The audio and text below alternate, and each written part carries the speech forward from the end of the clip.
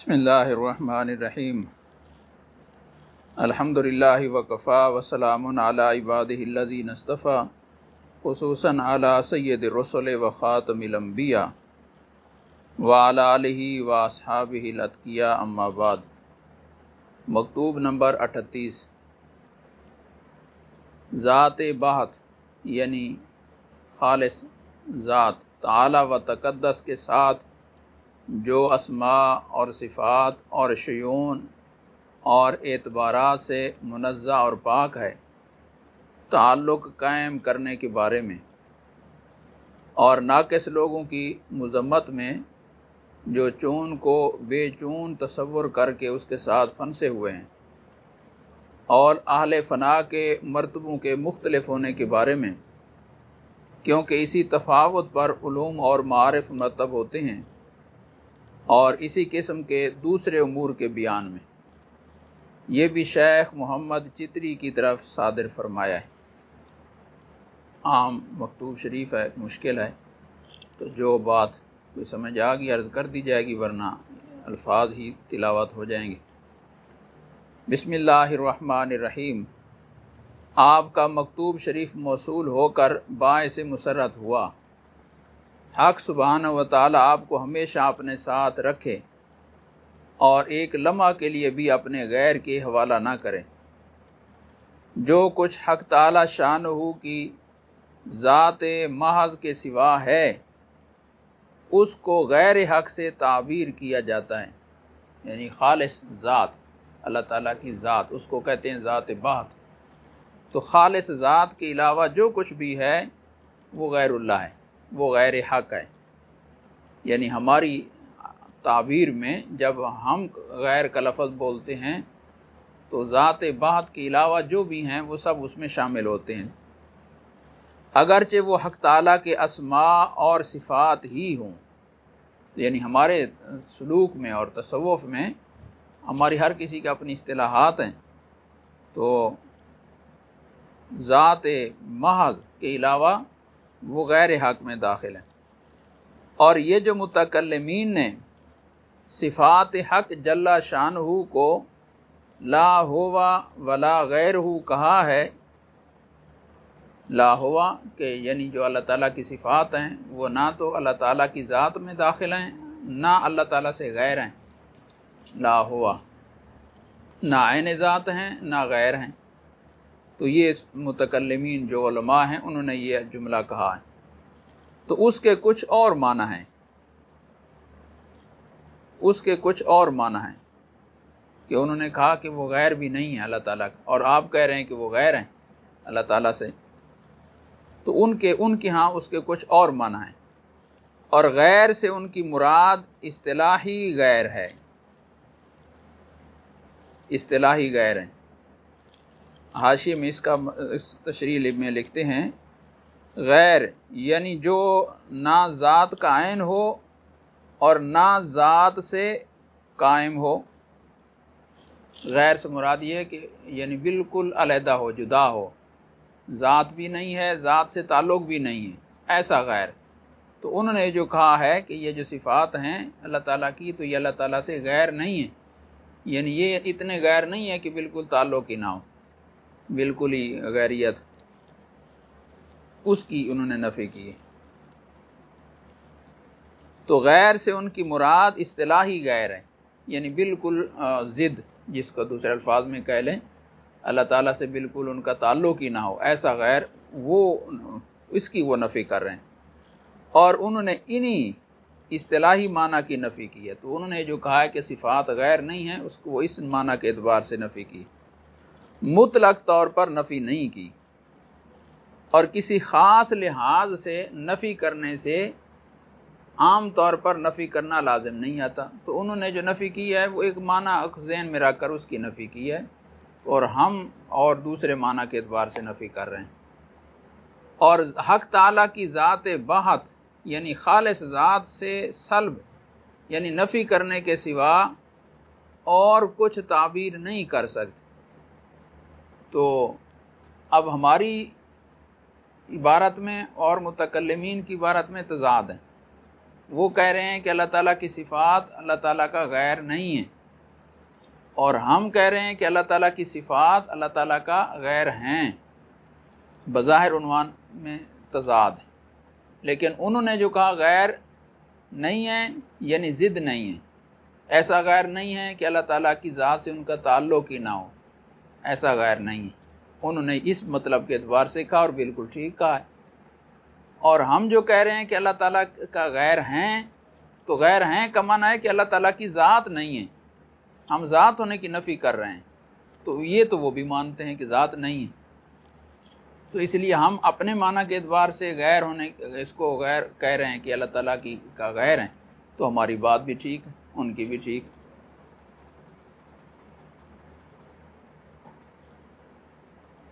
اس مرتبہ میں جو کچھ اس بات ہے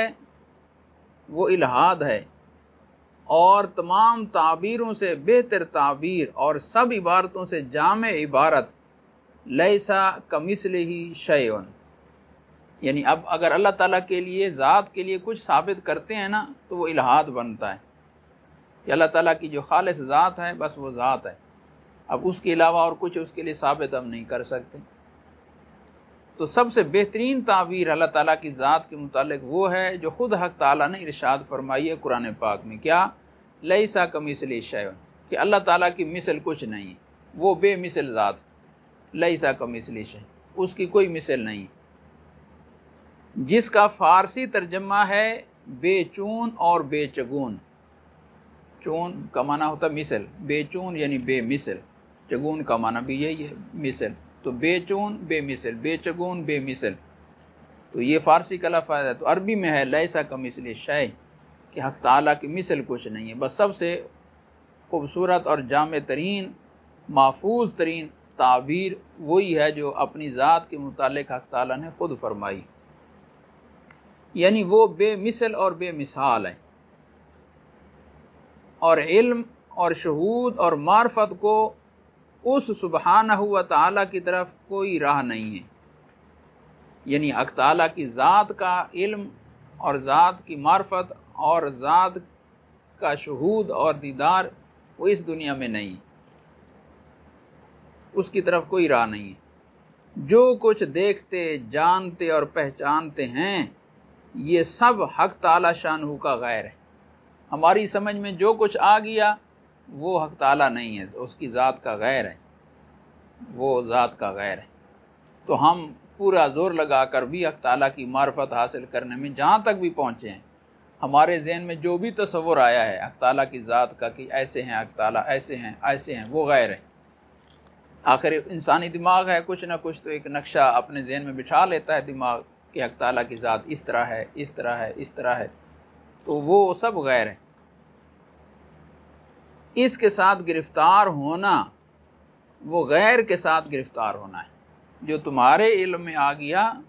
وہ حق تعالیٰ کی ذات نہیں ہے، بس ان سب کی نفی کرنا لازمی ہے، تو کہ یہ حق تعالیٰ نہیں ہے، اور ان سب کو کلمہ لا الہ کے نیچے لا کر کلمہ الا اللہ کے ساتھ اس ذات بے چون اور بے چگون کا اس بات کرنا چاہیے، یعنی جب لا الہ الا اللہ پڑھیں تو تمہارے ذہن میں جو حق تعالیٰ کا کوئی بھی خیال ہے وہ اس کی نفی کریں، اور پھر کہیں الا اللہ، اللہ آگے ہے، اللہ کی ذات میری سوچ سے آگے ہے، میری سوچ سے ماوراء ہے، بلند ہے، جو میں نے اپنے ذہن میں تصور بٹھایا ہوا ہے یہ میرا رب نہیں ہے، یہ اللہ نہیں ہے، الا اللہ، اللہ اور آگے ہے۔ اور یہ اس بات شروع میں تقلید کے طور پر ہوتا ہے اور آخر میں تحقیق کے طور پر۔ ذرا فرما رہے ہیں کہ اب یہ تصوف کے بغیر بھی تو یہی بات ہمیں حاصل ہے، تصوف کی محنت کے بغیر بھی حاصل ہے کہ اللہ تعالیٰ کی ذات بے مثل بے مثال ہے، ہمارے عقل فہم میں آنے والی نہیں ہے۔ لیکن پہلے ہم یہ عقیدہ رکھتے تھے صرف بڑوں سے سن کر، تقلید میں کسی کی مان کر، اور اب محنت کر کے پھر اس نتیجے پر پہنچے ہیں، اب ہمیں یہ چیز حاصل ہوئی ہے اپنی تحقیق سے، بس یہ فرق ہو گیا۔ بعض سالکوں نے جو مقصد کی انتہا تک نہیں پہنچے چون کو بے چون خیال کر لیا، چون یعنی جو ہمارے خیال کے دماغ کے تصور میں آ گیا وہ چون ہے، وہ مثل ہے، اس کی مثال موجود ہے، اس کو انہوں نے بے چون خیال کر لیا اور کہ یہ ہے اللہ تعالیٰ، اور اس کو شہود اور معرفت سمجھ لیا، بس سمجھ لیا کہ ہمیں معرفت حاصل ہو گئی۔ تقلید والے لوگ ان ناقص سالکین سے کئی درجے بہتر ہیں۔ اب یہ پھنس گئے، یہ سالک کو نقصان اٹھا بیٹھے کہ انہوں نے غیر اللہ کو حق تعالی سمجھ لیا، حالانکہ جو بیچارے سلوک میں نہیں چلے وہ اس کو حق تعالی نہیں جانتے، تو وہ تو ان سے وہ بھی بہتر رہ گئے، کیونکہ ان کی تقلید نور نبوت علی صاحب الصلاۃ و تسلیمات کی قندیل سے حاصل کی گئی ہے کہ جس میں سہو اور خطا کو دخل نہیں ہے۔ جو تقلید والے ہیں وہ حضور صلی اللہ علیہ وسلم کی بات پر یقین کر کے بس کہتے ہیں کہ حق تعالیٰ بے مثل ہیں، بے مثال ہیں، تو اور وہ حضور صلی اللہ علیہ وسلم کی تقلید میں کہہ رہے ہیں جس میں خطا کا احتمال نہیں ہے، تو وہ ان سالکوں سے بہتر رہ گئے۔ اور ان ناقص سالکین جماعت کا مقتدا، یعنی جس کی وہ تقلید کرتے ہیں، وہ غیر صحیح کشف ہے، وہ اپنا جو کشف ان کو غلط کشف ہے وہ اس کی میں پھنس گئے، اور اس نے ان کو غلطی میں پھنسایا ہے کہ وہ چون کو، یعنی جو فہم میں آ گیا، ادراک میں آ گیا، سمجھ میں آ گیا، وہ چون ہی ہے، اس کو وہ بے چون کہہ رہے ہیں اور حق تعالیٰ سمجھ رہے ہیں، تو غلط کشف نے ان کو نقصان پہنچایا۔ شعر کا ایک فقرہ نکل کیا جس کا ترجمہ یہ ہے کہ دیکھو ایک راستہ کا دوسرے راستہ سے کس قدر فرق، اور در حقیقت وہ جماعت ذات کی منکر ہے جو چون کو بے چون کہہ رہی ہے، وہ حقیقت میں حق تعالیٰ کی ذات کی منکر ہے، کیونکہ وہ اگرچہ مشاہدہ ذات کا اس بات کرتے ہیں، یعنی وہ دعویٰ کرتے ہیں کہ ہمیں مشاہدہ حاصل ہے، دعویٰ کرتے ہیں، لیکن یہ نہیں جانتے کہ یہ ثابت کرنا ہی عین انکار ہے۔ کہ کون سی ذات جو ان کے تصور میں بیٹھی ہوئی ہے اس کو ذات سمجھ رہے ہیں، حالانکہ وہ تو ذات ہے ہی نہیں، وہ ذات تو آگے ہے، تو وہ اس کو غیر چیز کو ذات کہہ رہے ہیں، تو اصل ذات کے تو منکر ہو گئے، اصل ذات تو آگے تھی، تو یہ گویا اصل میں ذات کا انکار ہے، کیونکہ وہ اگرچہ مشاہدہ ذات کا اس بات کرتے ہیں لیکن یہ نہیں جانتے کہ یہ ثابت کرنا ہی عین انکار ہے۔ تو غیر اللہ کو اللہ تعالیٰ کہنا، تو اس کو رب کہنا اصل رب کا انکار بن جاتا ہے۔ مسلمانوں کے امام اعظم کوفی یعنی امام ابو حنیفہ رحمہ اللہ تعالیٰ نے فرمایا ہے، یہ ان کا قول ہے، سبحانک ما عبدناک حق عبادتک ولیکن عرفناک حق معرفتک۔ ترجمہ، اے اللہ تو پاک، ہم نے کما حقہ تیری عبادت نہیں کی، لیکن ہم نے جیسا کہ تیرے پہچاننے کا حق ہے تجھ کو پہچان لیا ہے۔ اب امام صاحب رحمۃ اللہ فرما رہے ہیں کہ ہمیں معرفت حاصل ہو گئی، آپ کہتے ہیں کہ معرفت نہیں ہو سکتی، تو یہ تو دو تضاد ہو رہا ہے، یہ سوال اٹھا رہے ہیں۔ عبادت کا حق ادا نہ ہونا تو خود ہی ظاہر ہے کہ آدمی کوئی بھی حق تعالیٰ کی عبادت کا حق ادا نہیں کر سکتا، تو یہ بات ان کی سمجھ میں آتی ہے ہماری، لیکن معرفت کے حق کا حاصل ہونا، کہ معرفت کا جو حق تھا وہ ہمیں حاصل ہو گیا ہے، وہ کیسے ہو گیا؟ تو وہ اس بنا پر ہے کہ اس ذات تعالی و تقدس میں معرفت کی انتہا اس کے سوا اور کچھ نہیں ہے کہ اس کو بے چون اور بے چگون ہونے کے ساتھ پہچان لیں۔ بس حق تعالیٰ کی معرفت صحیح یہ ہے کہ آدمی پوری تحقیق کر کے، پوری محنت کر کے اس نتیجے پر پہنچے کہ وہ ذات بے چون ہے، بے چگون ہے، اور جو کچھ میرے احاطہ خیال میں آیا ہے وہ میرا رب نہیں ہے۔ جو یہاں تک پہنچ گیا اس نے صحیح معرفت حاصل کر لی، اور جو اس سے نیچے کہیں پھنس گیا کسی خیال میں، کسی نقشے میں، کسی تصور میں، وہ پھنس گیا اور اس نے غیر اللہ کو رب کہہ کر اصل رب کا انکار کر بیٹھے۔ تو امام صاحب نے جو فرمایا ہے کہ یا اللہ ہم نے آپ کی معرفت کا حق ادا کر لیا، تو وہ گویا اس نتیجے پر پہنچے ہیں کہ آپ کی ذات بے مثل بے مثال ہے بس، اور ہماری وہاں تک رسائی نہیں۔ تو یہ ہے ان کی بات کا اصل صحیح مطلب کوئی سادہ دل یعنی بے وقوف آدمی یہ گمان نہ کرے کہ اس معرفت میں تو عام اور خاص، مبتدی اور منتہی سب برابر ہیں۔ امام صاحب رحمۃ اللہ علیہ کو اگر یہ معرفت حاصل تھی تو یہ معرفت تو ایک ان پڑھ کو بھی ہے، وہ بھی کہتا ہے کہ لیسا کمثلہ شیء، اللہ تعالیٰ کی مثل کوئی نہیں ہے، اور اللہ تعالیٰ بے چون بے چگون ذات ہے۔ یہ بات تو عام بندہ بھی کہہ رہا تھا، تو پھر اس میں اور اس میں کیا فرق ہوا؟ امام صاحب کی معرفت میں اور ایک عام آدمی کی معرفت میں پھر کیا فرق ہوا؟ یہ تو ہمیں پہلے دن حاصل تھی یہ بات، اور یہ عقیدہ ہمارا تھا کہ حق تعالیٰ کی ذات وراء الورا ثم وراء الورا ہے، اور ہماری پہنچ سے آگے ہے، ہمارے خیال اور تصور سے آگے ہے۔ تو پھر امام صاحب سے نے وہ کیا حاصل کیا اس؟ یہ بڑا عجیب سوال ہے۔ ہم اس کے جواب میں کہتے ہیں کہ اس سادہ دل نے علم اور معرفت میں امتیاز نہیں کیا، یعنی حضرت فرماتے ہیں کہ علم اور چیز ہے، معرفت اور چیز ہے۔ ایک عام آدمی کو جو چیز حاصل ہے نا، وہ علم حاصل ہے، اس بات کا علم ہے کہ حق تعالیٰ کی ذات کی مثل کچھ نہیں ہے، وہ بے مثل بے مثال ذات ہے، ما وراء الورا ذات ہے، اس بات کا اس کو علم ہے، معرفت نہیں ہے۔ معرفت اور چیز ہے، علم اور چیز ہے۔ ہمارے حضرت دام برکاتہم نے ایک دن اس میں فرق بیان فرمایا علم اور معرفت میں۔ مثلا اب یہاں ایک آدمی نہیں گیا ابھی تک حج کے لیے، اور اس کو زیارت نصیب نہیں ہوئی روضہ مبارک کی یا کعبۃ اللہ کی، لیکن سنا ہوا ہے اس نے بیت اللہ ہے اور اس طرح ہے، روضہ مبارک ہے اس طرح ہے، وہ جانتا ہے، تو اس سننے سے اس کو علم ہے۔ لیکن جب وہ وہاں پہنچ گیا اور آنکھوں سے دیکھا اور قریب کھڑا ہے، اب جو سنا تھا اور جو دیکھا ہے انہیں زمین آسمان کا فرق ہو جائے گا۔ تو جانتا پہلے بھی تھا، مانتا تھا، جانتا تھا، لیکن جو کچھ غیبانہ تھا وہ علم تھا، اور اب جب اس کے سامنے آیا اور اس کو ساری حقیقت کھلی تو اب یہ معرفت ہے۔ یہ معرفت یا کسی انسان کا کوئی پتہ، کسی نے کسی کو بتایا کہ فلاں آدمی آ رہا ہے اور وہ ایسا ہے ایسا ہے، یہ عالم ہے یہ ہے، اس کا تعارف کروا دیا، اب اس نے غیبانہ اس کا تعارف سارا سن لیا، تو یہ علم ہو گیا اس کے بارے میں، اور جب وہ آ گیا اس سے ملاقات ہو گئی اور اس کی ساری صورتحال سامنے آ گئی، اب یہ معرفت ہو گئی۔ تو دوسروں سے جو سنی سنائی بات ہوتی ہے وہ علم ہے، اور جو پوری حقیقت کھل کر سامنے آتی ہے وہ معرفت ہے۔ تو معرفت اور علم الگ الگ ہیں۔ تو پہلے آدمی کو علم تھا کہ اللہ کی ذات کی مثل کوئی نہیں ہے، لیسا کمثلہ شیء، یہ علم اس کو حاصل تھا علماء سے سن کر،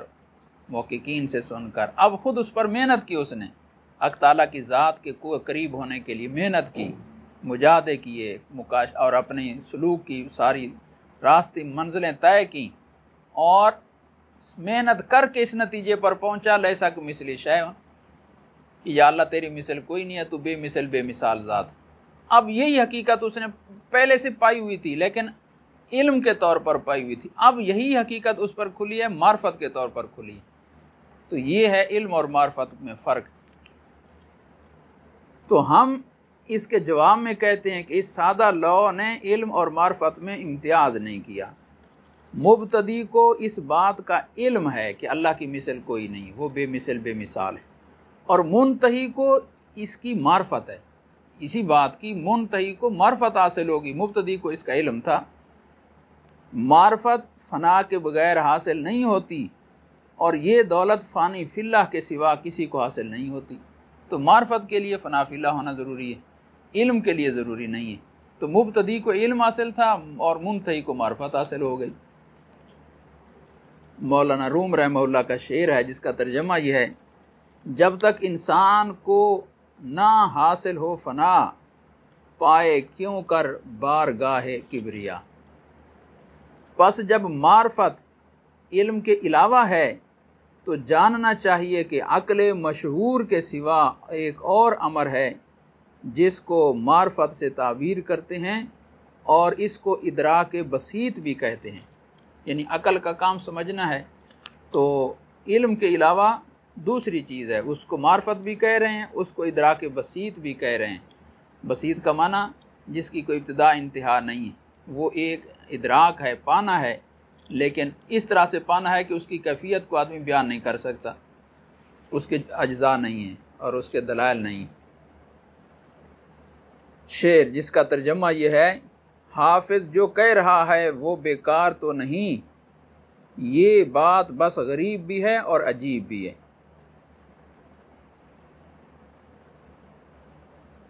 حق سے انسان کا عجب ہے اتصال، حق سے انسان کا عجب ہے اتصال، عقل اور کیفیت میں کیوں کر آئے گا؟ یعنی وہ اللہ تعالیٰ سے جو اتصال ہے انسان کا، وہ عقل اور کیفیت میں آنے والا نہیں۔ یہ ہے بات انسان کی، حیوان کی نہیں، جانے جاں کا بس ہے انسان آشنا۔ یعنی حق تعالیٰ کا آشنا صرف انسان ہے، حیوان نہیں۔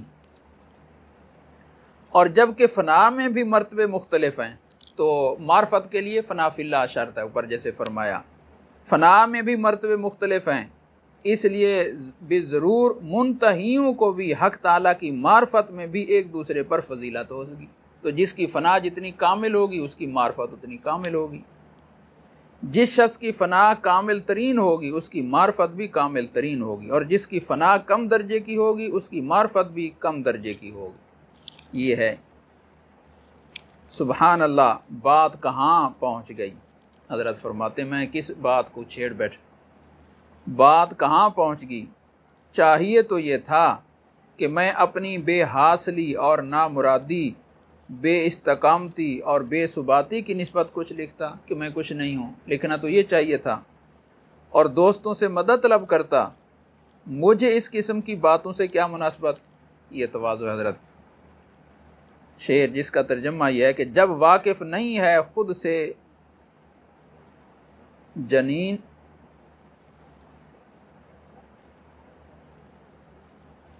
جب واقف نہیں ہے خود سے جنین،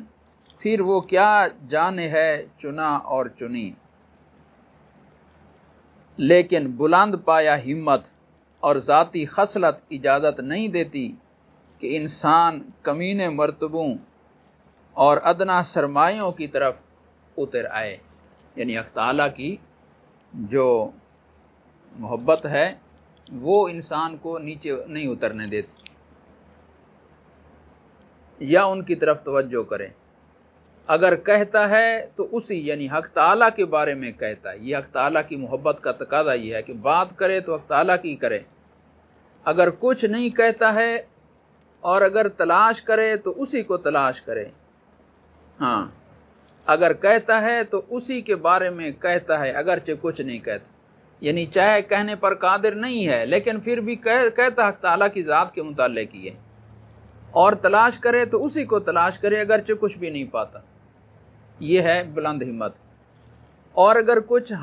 حاصل رکھتا ہے تو اسی کو رکھتا ہے اگرچہ کچھ بھی نہیں رکھتا،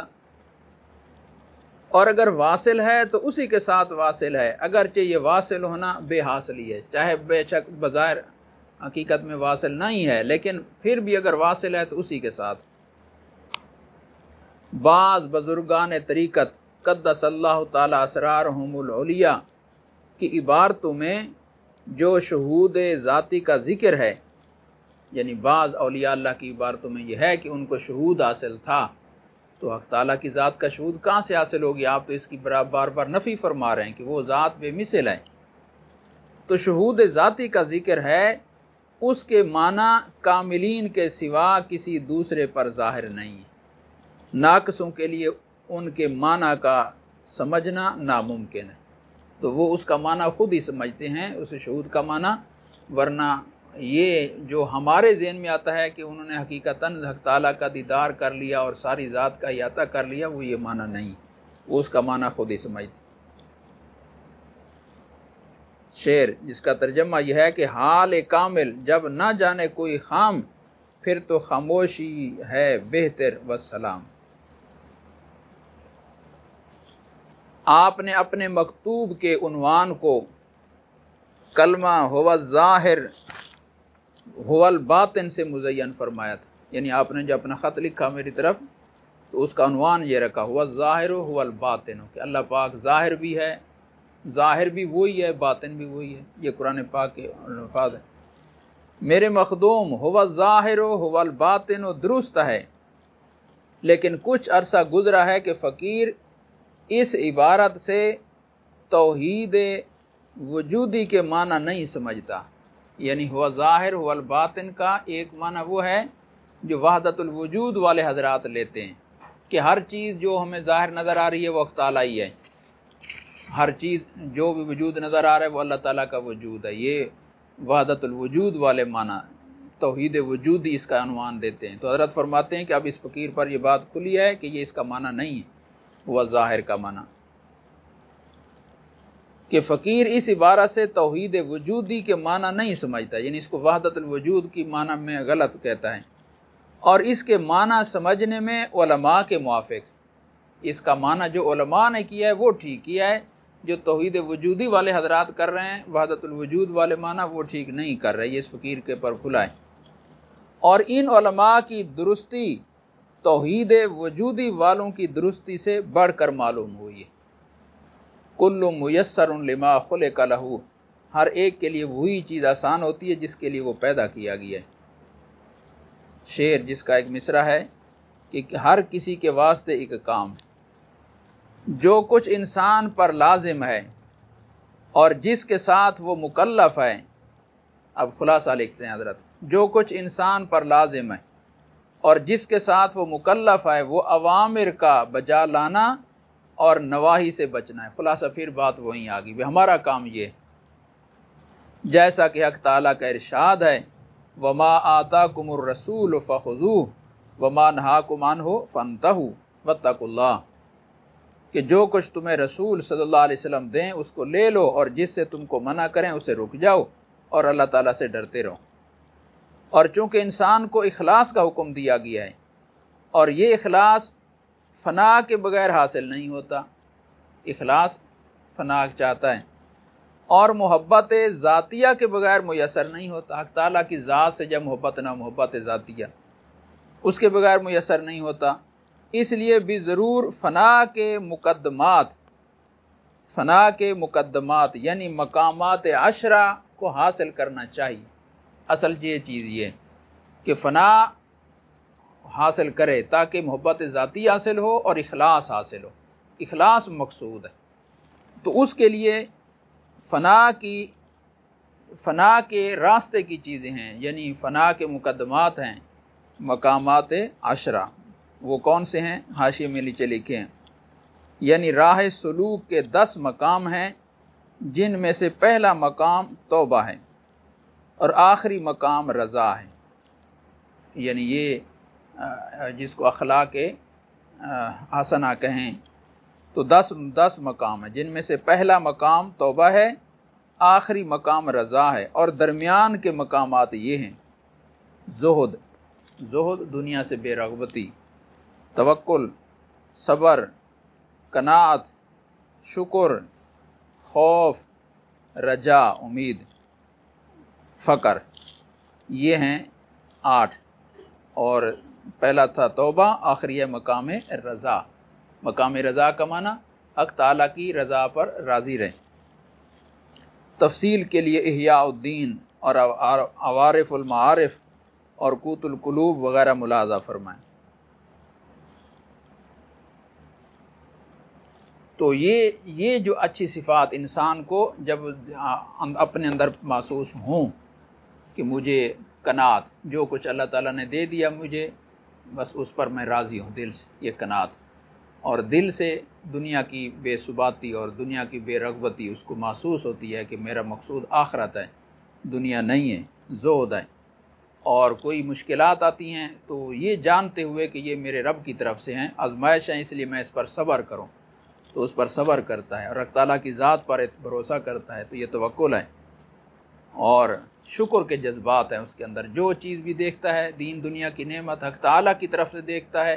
اور دل سے اس پر شکر کے اظہار نکلتا ہے، اور اپنے گناہوں پر خوف بھی آتا ہے، حق تعالیٰ کی رحمت کو دیکھتا ہے تو امید بھی آتی ہے۔ تو یہ 10 صفات ہیں، اپنے اندر وہ محسوس کرے، ان کو پائے تو سمجھے کہ اب مجھے فنا نصیب ہو رہی ہے۔ یہ چیزیں جتنی اس کو اپنے اندر محسوس ہوں گی اس بقدر اس کو فنا حاصل ہے، اور جتنی فنا حاصل ہے اتنی محبت ذاتیہ حاصل ہے اور اتنے ہی مقام اخلاص اس کو حاصل ہے۔ اگرچہ فنا محض حق تعالیٰ کی بخشش ہے، یہ عطیہ ہے کہ حضرت تعالیٰ جس کو چاہتے ہیں، لیکن اس کے مقدمات اور مبادی کسب سے تعلق رکھتے ہیں۔ یہ جو 10 چیزیں ہیں یہ محنت سے انسان کو حاصل ہوتی ہیں، جن کو اخلاق حمیدہ کہتے ہیں، اور ان کے مقابلے میں اخلاق رذیلہ ہیں۔ تو یہ محنت کر کے اخلاق رذیلہ سے نکل کر ان میں آتا ہے انسان، اخلاق حمیدہ میں آتا ہے، تو اس لیے یہ کسب سے تعلق رکھتے ہیں۔ اگرچہ بعض لوگ ایسے بھی ہیں جو ان مقدمات کا کسب کیے بغیر اور اپنی حقیقت کو ریاضتوں اور مجاہدوں کے ذریعے پاک صاف کیے بغیر حقیقت فنا سے مشرف کر دیے جاتے ہیں۔ بعض لوگوں کو اللہ تعالیٰ ویسے ہی مجاہدے کے بغیر ہی حقیقت فنا عطا فرما دیتے ہیں، اور اس وقت اس کا حال 2 صورتوں سے خالی نہیں۔ جس کو اللہ تعالیٰ فنا دے دیتے ہیں تو 2 صورتوں سے خالی نہیں، یا تو اس کو مقام نہایت النہایات میں روک لیتے ہیں، اللہ تعالیٰ نے حقیقت فنا تک پہنچایا اور پھر وہیں اس کو روک لیا، یا اس کو ناقص لوگوں کی تکمیل کے لیے عالم دنیا کی طرف لوٹا دیتے ہیں، واپس اس کو دنیا کی طرف لوٹاتے ہیں۔ پہلی صورت میں اس کی سیر مذکورہ بالا 10 مقامات میں واقع نہیں ہوئی، یعنی جو واپس نہیں لوٹا وہیں رک گیا نہایت و نہایہ میں، تو اس کی سیر ان 10 مقامات میں واقع نہیں ہوئی، اور وہ تجلیات اسمائی اور صفاتی کی تفصیلات سے بے خبر ہے۔ اس کو تفصیل سے چونکہ سلوک نہیں طے ہوا، بس حق تعالیٰ کی عنایت نے اس کو کھینچا اور اوپر لے گی اور وہ پہنچا ہوا ہے، تو وہ تفصیلی طور پر وہ نہیں ان مقامات سے گزرا جو واپس نہیں آیا۔ اور دوسری صورت کہ جس کو واپس لوٹا دیا گیا، دوسری صورت میں جب اس کو عالم کی طرف لوٹاتے ہیں تو رجوع کے وقت اس کی سیر مقامات کی تفصیل پر واقع ہوتی، جب اب وہ دنیا کی طرف اس کو ہدایت کے لیے واپس لوٹایا جاتا ہے، ارشاد صاحب ارشاد بنایا جاتا ہے، تو پھر وہ ان مقامات عشرہ سے تفصیلاً وہ گزرتا ہے، اور ان تجلیات سے جن کی انتہا نہیں ہے اس کو مشرف کرتے ہیں۔ اب اس کی اوپر جو تجلیات آتی ہیں وہ بے انتہا ہے، وہ ظاہر میں مجاہدہ کی صورت لگتا ہے لیکن حقیقت میں کمال درجہ کے ذوق اور لذت میں ہوتا ہے، کمال درجہ کے ذوق اور لذت میں۔ بظاہر وہ ریاضت اور مجاہدے میں گزر رہا ہے، بظاہر ریاضت میں ہے لیکن باطن میں نعمت اور لذت میں ہے۔ اگر یہ کہا جائے کہ جب اخلاص ان احکامات میں سے ہے جن کا بجا لانا واجب ہے، کیونکہ اخلاص کا حصول ضروری ہے، اگر یہ کہا جائے کہ جب اخلاص ان احکامات میں سے ہے جن کا بجا لانا واجب ہے اور اس کی حقیقت فنا کے بغیر حاصل نہیں ہوتی، تو نیک اور ابرار، عالم اور اچھے صالحین حضرات جو فنا کی حقیقت سے مشرف نہیں ہوئے ہیں وہ اخلاص کے ترک کرنے کی وجہ سے گناہگار ہوں گے۔ اب ایک واجب چیز ہے، اس کو حاصل کرنے کی انسان اگر فکر نہیں کرتا تو پھر وہ واجب کا تارک ہے، پھر وہ گناہگار ہے۔ تو اس لیے اگر بظاہر کوئی عالم ہے، بظاہر کوئی صالح ہے، نیک ہے، لیکن حقیقت اخلاص اس کو حاصل نہیں ہے، تو وہ اور حاصل بھی نہیں ہے اور حاصل کرنے کی فکر بھی نہیں کر رہا، کوشش میں بھی نہیں لگا ہوا، تو وہ پھر واجب کا تارک ہے اور گناہگار ہے۔ وہ اخلاص کے ترک کرنے کی وجہ سے گناہگار ہوں گے۔ یہ ایک سوال ہے، یہ سوال ہے کہ پھر تو یہ مسئلہ ہونا چاہیے کہ اگر اخلاص واجب ہے تو واجب کے حاصل ہونے کے لیے محنت ضروری ہے، تو ہم اس کے جواب میں کہیں گے کہ نفس اخلاص ان کو حاصل ہے، یعنی جو فنا کی حقیقت کے بغیر، جو فنا کو حاصل کیے بغیر اوپر تک پہنچ گئے ہیں ان کی بات ہوگی۔ تو ہم اس کے جواب میں کہیں گے کہ نفس اخلاص ان کو حاصل ہے، اگرچہ اخلاص کے بعض افراد کے ضمن میں ہو، اگرچہ اخلاص کے بعض افراد کے ضمن میں ہو، یعنی نفس اخلاص، یعنی کچھ نہ کچھ اخلاص حاصل ہے، اگرچہ کامل اخلاص نہیں، فی نفس اخلاص ہے۔ تو ہم اس کے جواب میں کہیں گے کہ نفس اخلاص ان کو حاصل ہے، اگرچہ اخلاص کے بعض افراد کے ضمن میں ہو، اور فنا حاصل ہونے کے بعد کمال اخلاص حاصل ہو جاتا ہے۔ تو فنا کے حصول میں کوشش اس لیے کی جاتی ہے تاکہ پورا اخلاص حاصل ہو۔ اس کے بغیر اخلاص پھر بھی حاصل ہوتا ہے، جو بھی کچھ نہ کچھ نیکی کر رہا ہے تو ظاہر ہے وہ اللہ تعالیٰ کی رضا کے لیے طالب ہے، تو اس لیے بالکل اخلاص سے خالی ہے 100%، یہ ہم کسی کے بارے میں بھی نہیں کہہ سکتے کہ یہ اخلاص سے بالکل خالی ہے۔ تو اس لیے ہم گناہگار تو تب کہتے جب بالکل 100% خالی ہوتا ہے اخلاص۔ تو اور فنا حاصل ہونے کے بعد کمال اخلاص حاصل ہو جاتا ہے اور اس کے تمام افراد کو شامل ہو جاتا ہے۔ اس لیے مشائخ قدس سرہم کے کلام میں کہا گیا ہے کہ اخلاص کی حقیقت فنا کے بغیر حاصل نہیں ہوتی، اور ان حضرات نے یہ نہیں کہا کہ نفس اخلاص فنا کے بغیر حاصل نہیں ہوتا، یہ نہیں کہا کہ بالکل فنا کے بغیر اخلاص ملتا ہی نہیں، بلکہ یوں کہا کامل اخلاص، اخلاص کی جو حقیقت ہے وہ پھر کھلتی ہے جب فنا نصیب ہوتی ہے۔ تو اب یہ ہے ہوا کہ جو بالکل ہی اخلاص کا ایک درجہ بھی حاصل نہیں ہے وہ تو گناہگار ہے اور واجب کا تارک ہے، لیکن ایسا نیکی کرنے والوں میں شاید کوئی بھی نہ ہو کہ جس کو ذرا برابر بھی اخلاص حاصل نہ ہو۔ ہاں، کامل اخلاص جتنا ہوگا اس کے مطابق پھر اس کی اللہ تعالیٰ کی مقبولیت زیادہ ہوگی، نیکی کا وزن بڑھے گا، اس کے درجات بڑھیں گے۔ تو اس لیے ہم اس کو ترک واجب کا تارک تو نہیں کہہ سکتے باقی سب لوگوں کو، لیکن ایک اعلیٰ درجے کی چیز۔ اور مولانا محمد زکریا صاحب رحمۃ اللہ علیہ سے کسی نے پوچھا تھا کہ تصوف کی حقیقت کیا ہے، یہ جو صوفیاء کی محنت ہوتی ہے اس کی حقیقت کیا ہے، یہ محنت کیوں کی جاتی؟ تو حضرت نے فرمایا تھا کہ اس کی ابتدا جو ہے وہ اخلاص نیت سے، یعنی تصوف کا جو پہلا فائدہ ہے، ادنا درجہ ہے، وہ یہ ہے کہ ہمیں اخلاص نیت حاصل ہو جائے، اور اس کا انتہا آخری درجہ یہ ہے ان تعبد اللہ کانک تراہ، جو حدیث پاک میں آتا ہے کہ جب اللہ پاک کی عبادت کرو تو ایسے کرو کہ مجھے اللہ تعالیٰ دیکھ رہے ہیں اور میں اللہ تعالیٰ کو دیکھ رہا ہوں۔ تو وہ ابتدا ہے، یہ انتہا ہے۔ تو مقصد یہ ہے کہ اخلاص کے کمال اخلاص، کامل اخلاص حاصل کرنے کی محنت، تو جتنا اخلاص زیادہ ہوتا جائے گا اتنی نیکی کی قیمت بڑھتی جائے گی۔ تو صحابہ کرام کا جو نیکی کا معیار ہے اور وزن ہے وہ ساری امت سے بھاری ہے، ساری امت کی نیکیاں اکٹھی کر دیں تو اتنی نہیں پہنچتی۔ اس کی فرق کی وجہ کیا ہے؟ اخلاص کا تفاوت، کہ جو اخلاص کا درجہ ان کو حاصل ہے وہ باقیوں کو نہیں ہے، اس لیے ان کی ایک نیکی ہماری ساری نیکیوں پر، امت کی ساری نیکیوں پر بھاری ہے۔ تو یہ ہے اخلاص کا تفاوت کا فرق، کہ اخلاص جتنا بڑھتا جائے گا اس کے مطابق اس کی نیکیوں کی حیثیت بڑھتی جائے گی، وزن بڑھتا جائے گا۔ وآخر دعوانا ان الحمد للہ رب العالمین۔